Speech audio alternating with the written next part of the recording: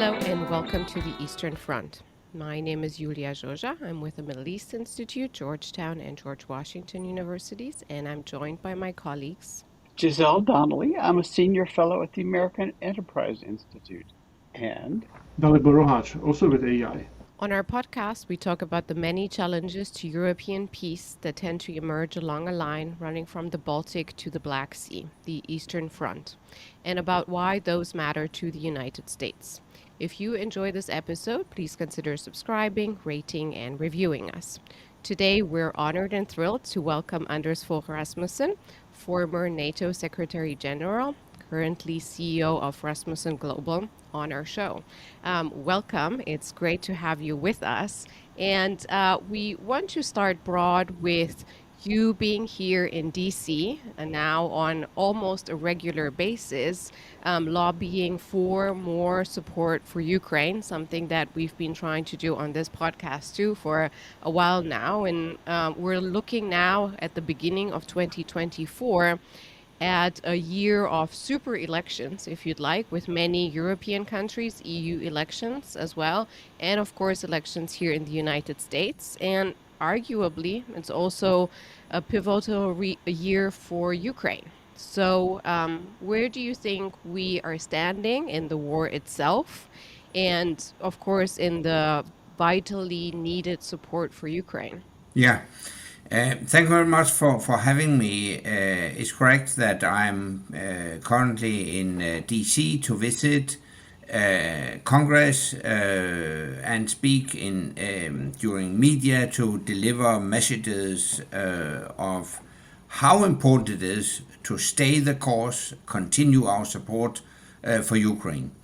Now, right now we're seeing an intensified Russian attack against Ukraine. After the war broke out between Israel and Hamas, Putin has decided to exploit that opportunity to reinforce his offensive against Ukraine. So consequently, the Ukrainians have reorganized their troops and they have now focused on strategic defense. But pending our decisions on new weapon deliveries, I would expect a new Ukrainian offensive early spring. pending Western weapons deliveries, that's a big asterisk that you've put in there.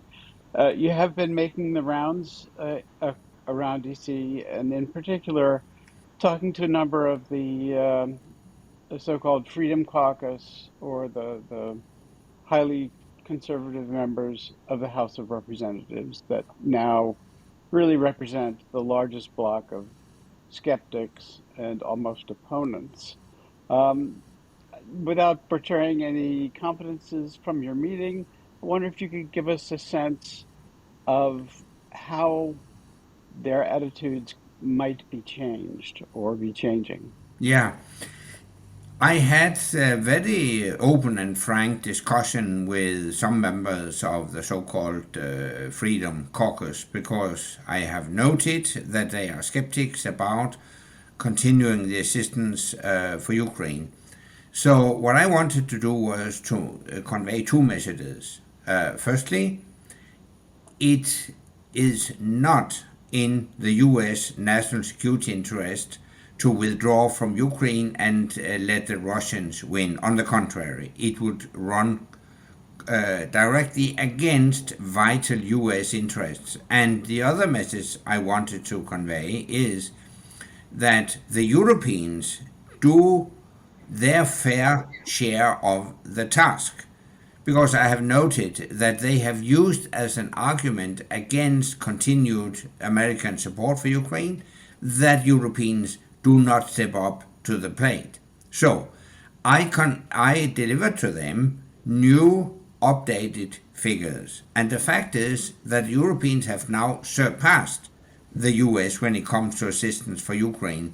If we have a look at the military aid, the Europeans have delivered military aid at a value of 59 billion US dollars. The US has delivered equivalent to 49 billion euros. And if we add to that directly financial assistance, the difference is even greater. The Europeans have delivered $166 billion. The US has delivered $77 billion. And these figures were actually a surprise for many of the participants in the meeting. So I hope that could contribute to a change of their views. I think you're providing a very charitable reading of the situation. In my view, I do fear that some of these legislators might not be approaching these conversations entirely in good faith. We've seen how the arguments have been changing. Initially, the claim was that what happens in Ukraine is totally irrelevant to America's national interest, that we should focus on the Indo-Pacific. Then the argument was that Europeans are not paying their fair share. That has proven to be incorrect. And the argument was that the Biden administration had no strategy for victory. Now, the border security issue is being bundled together with Ukraine aid, and when Senate and the White House do work out a compromise on border security, you still have to wonder whether the Speaker of the House will bring a compromise bill to the floor.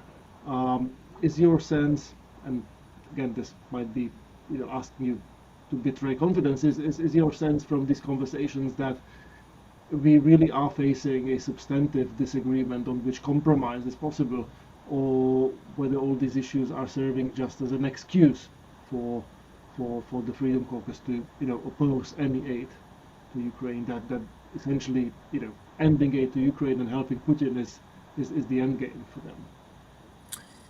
Yeah, I won't exclude the possibility that for some members of Congress it is about creating as much chaos as possible, and they are completely resistant when it comes to rational arguments. But I have argued that the Democrats should accommodate some of the Republican concerns regarding the border issue and migration issue, so that a package with 4 elements could be passed in Congress. Firstly, aid for Ukraine. Secondly, aid for Israel. Third, aid for Taiwan. And then fourth, a resolution to the issues on border and migration. On the latter, I think it would also serve the interests of the Democrats to actually compromise and get that matter closed and off the table before the election campaign start in earnest. On your first part of your question, namely the U.S. national security interest, I think we should step up our efforts to counter that argument, because it's extremely dangerous to believe that this is a trade-off between supporting Ukraine or supporting Taiwan. The fact is that the two conflicts are interrelated. If Putin wins in Ukraine, then it would encourage Xi Jinping. Xi Jinping would conclude that if Putin can take Crimea, then I can take Taiwan.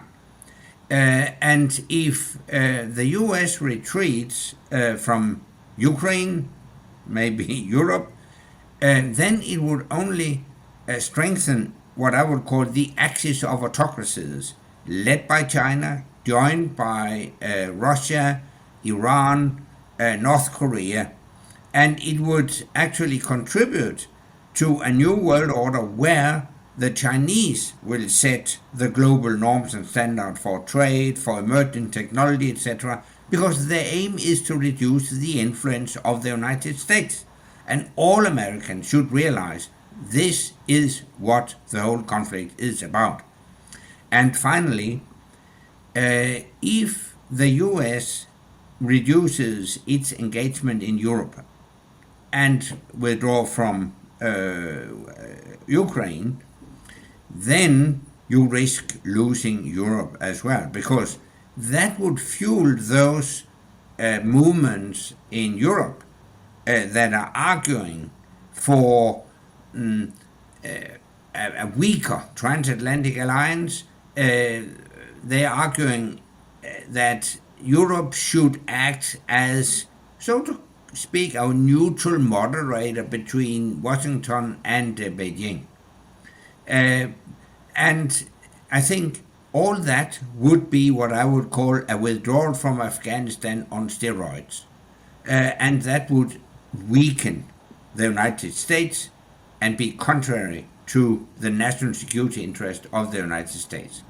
So, beyond the military aid that clearly is making a difference and would, in the absence thereof from the United States, this would have an immense implication for the battlefield itself, it seems to me that you're also arguing that transatlantic unity is key in defeating Putin, essentially, and maintaining solidarity and security on the two sides, that on the two sides of the Atlantic, that one doesn't go without the other. So beyond the military aid, let me also ask you about your plan, the Rasmussen plan, for Ukraine's NATO membership. You laid it out at the end of 2023, and it's more than timely with NATO 75th year summit in Washington just a few months away.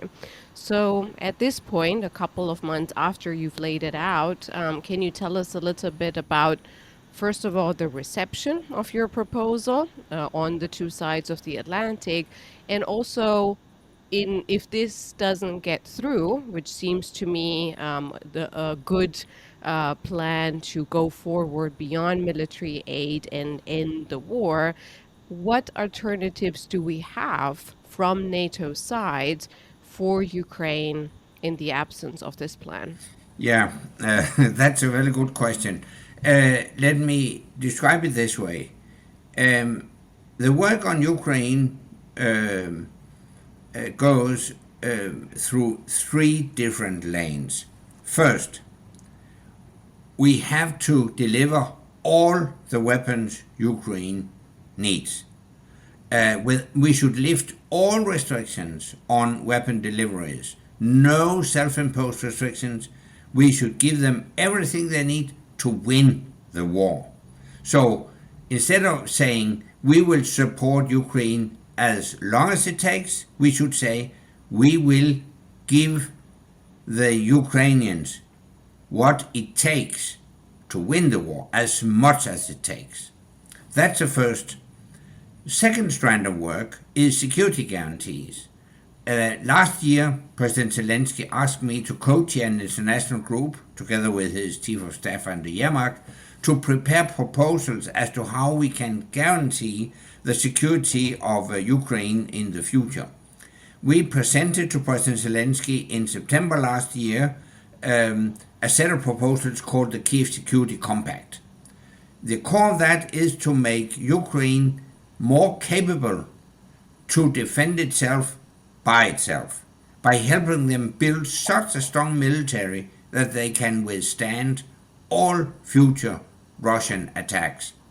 And I'm pleased to see that on the sidelines of the NATO summit last year in Vilnius, a number of allies agreed on what I would call an umbrella deal, under which bilateral negotiations will take place on bilateral security guarantees between Ukraine and different allies. And last week, the UK concluded its security agreement with Ukraine. And a couple of days ago, President Macron of France announced that he will go to Kiev to sign a similar security agreement between France and Ukraine. And I think the Canadians are in the pipeline to conclude their security agreement. So this is a second strand of work, a lot of security agreements. And then the third is the long-term goal: Ukraine should join NATO. And I hope an invitation could be extended to Ukraine already at the NATO summit in Washington, D.C. in July, because, as you mentioned, it's the 75th anniversary Jubilee summit, so it would be appropriate to use that as a political platform for launching the perspective of Ukrainian membership of NATO. But I can tell you that's uphill. There is a lot of skepticism across the board, so we have to prepare it carefully. And I'm now working with the Ukrainians as to how we can prepare that. Can we talk a bit about the European side of the equation, the domestic European politics of the Ukraine war, and in particular, uh, the European view of American politics? It does sort of seem to me that the one domino that has to be well in place for any of this to turn out well is for the United States to maintain its traditional leadership role and to step forward on Ukraine. But it's very difficult to track from here how what European beliefs are about that. And I'm asking a lot. I don't ask for a simplistic answer, but maybe asking which countries are most concerned about American willpower and which are more confident about it. Yeah, in Europe, we are following American domestic politics closely because it's not only I mean a presidential election in the U.S. Has consequences beyond Pennsylvania. It also affects Paris. So we have to follow it closely. And obviously, we are very much concerned about ensuring continued American global leadership. We know from history that when the Americans retreat, the bad guys advance. And when the US demonstrates leadership, then the bad guys retreat.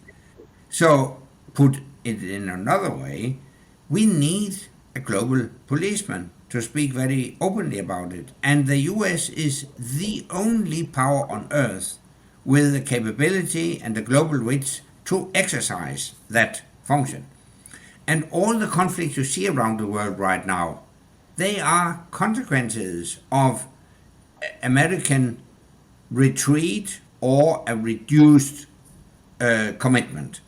Middle East, it's a disastrous example of what happens when the US tries to withdraw. So whether you like it or not, the United States is a unique superpower that has global responsibilities. So this is the common view in Europe.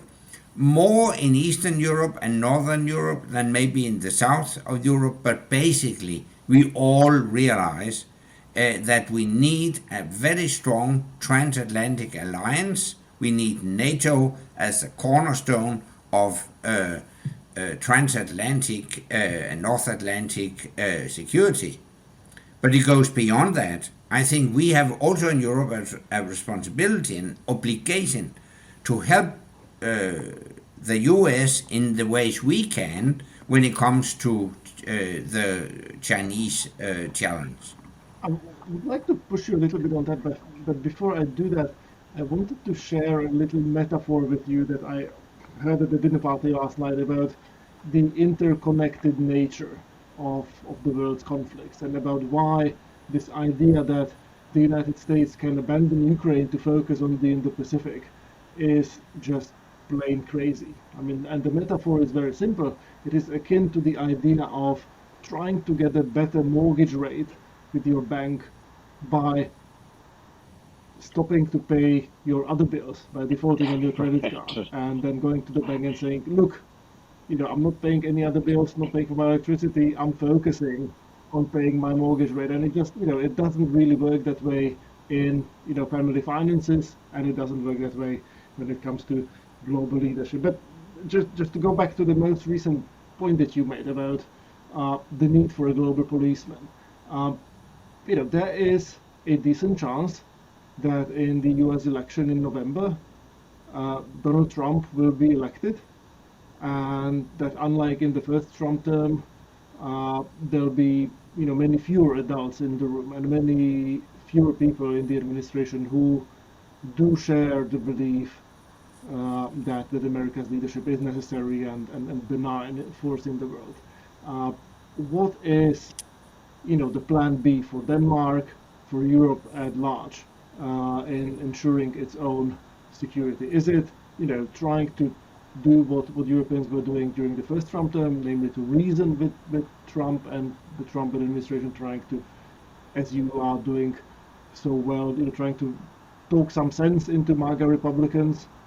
Or is it really to dramatically step up its own deterrent power, Europeanize France's nuclear deterrent, come up with a European military and genuine strategic autonomy, genuine Zeitenwende at the European level? I mean, much as it's very difficult to imagine a scenario like that, I think these are the sort of conversations that Europeans ought to be having.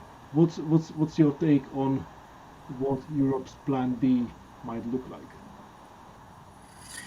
I would put it this way: whoever might be elected to the White House in November, we should step up our efforts in Europe to take care of our own security.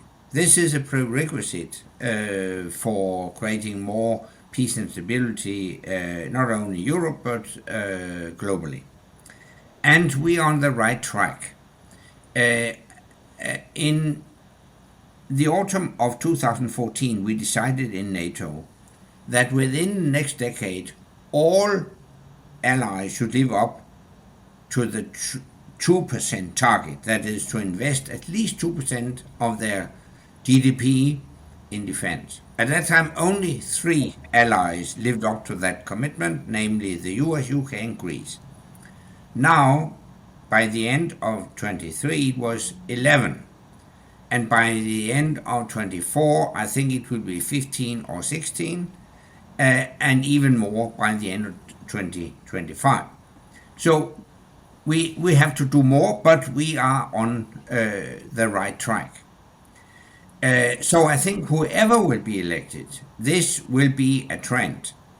For instance, in all Nordic countries have now agreed on bilateral security agreements with the US, in addition to our NATO membership.